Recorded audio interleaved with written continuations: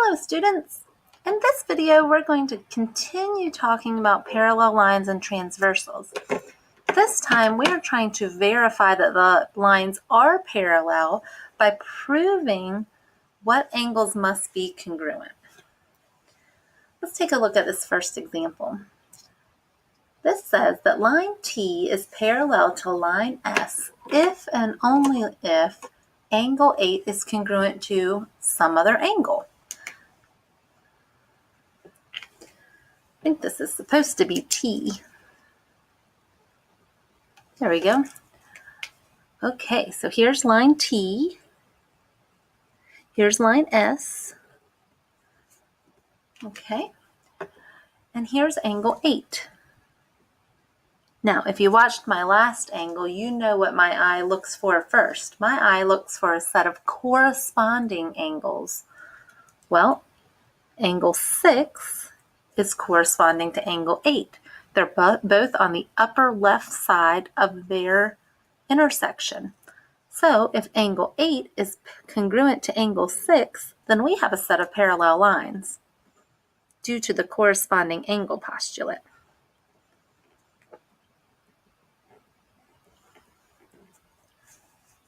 That is not the only way to prove that lines are parallel. Let's look at another way to compare angle 8.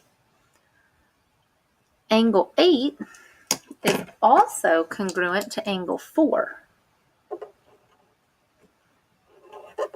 They have a different relationship, but they are also congruent to one another. They are alternate exterior angles. They're on opposite sides of transversal T, and they are on the exterior of the two parallel lines. Therefore, angle 8 is congruent to angle 4 due to alternate exterior angles, and that would be a sufficient way to prove that the two lines are parallel. Okay, let's check out our second example. Here we have line A is parallel to line B if and only if the measure of angle 2 plus the measure of one other angle is equal to 180 degrees. Line A, line B, and here's angle 2. Notice we are not looking for a congruent set of angles this time. We are trying to fulfill this sentence. The measure of angle 2 plus the measure of another angle equals 180 degrees. So the two angles must be supplementary. Well, going over here to our original notes we took on this topic, the only set of angles that have a relationship that's supplementary are consecutive interior angles. These are angles that are on the same side of the transversal and inside the set of parallel lines. In our example, the consecutive interior angle with angle 2 would be angle 3.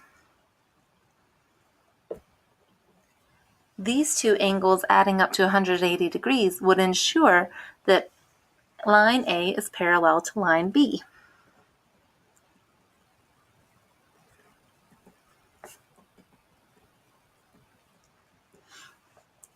Our last example is quite complicated.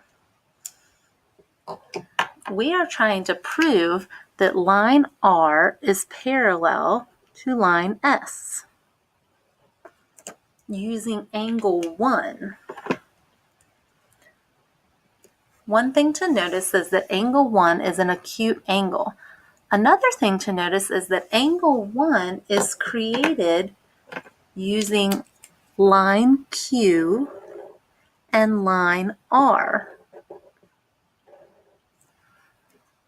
Okay.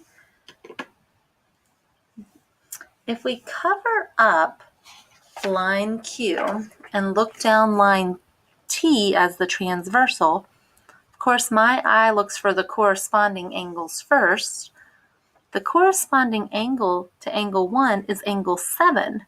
But look at angle 7. That's an obtuse angle. It's absolutely not the same size as angle 1.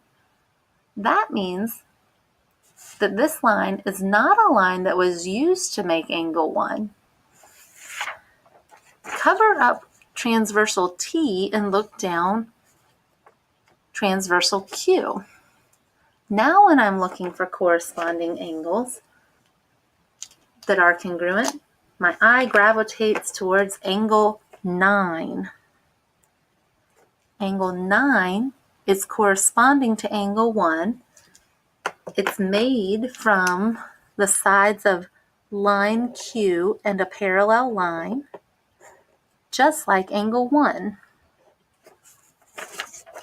Therefore, angle 1 being congruent to angle 9 would prove that the two lines are parallel using corresponding angles.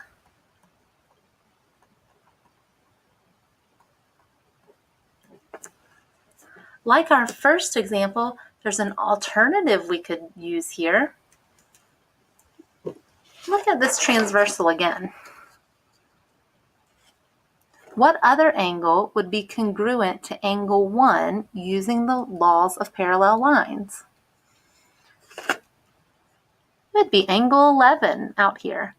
Angle 11 and angle 1 are alternate exterior angles. And if alternate exterior angles are congruent, then you have proven two lines are parallel.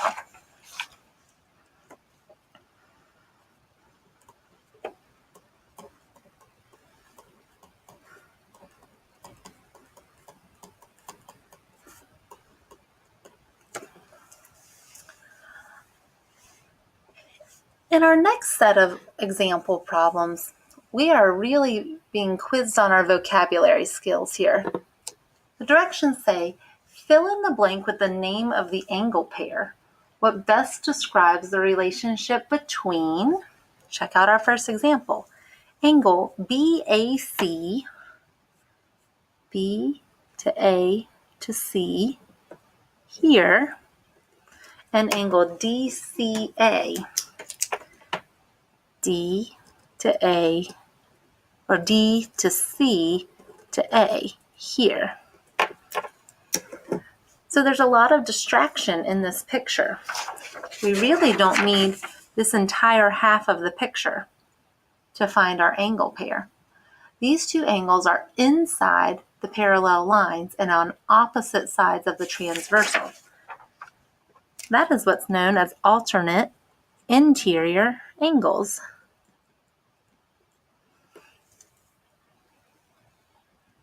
Our next set of angles in the middle example problem are angle 3 and angle 4.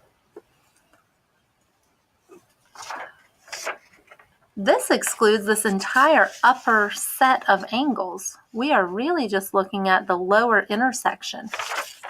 Angle 3 and angle 4 are known as vertical angles. And finally, we have a very complicated picture again here, 16 angles. And we are trying to categorize angle 7 and angle 14.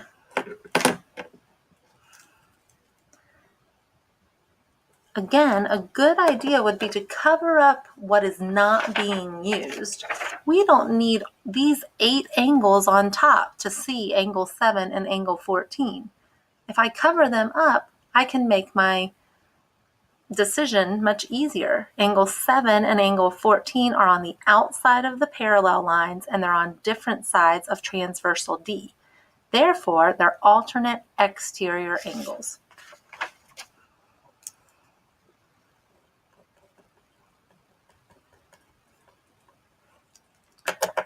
This concludes our practice on this section of SOL number 2.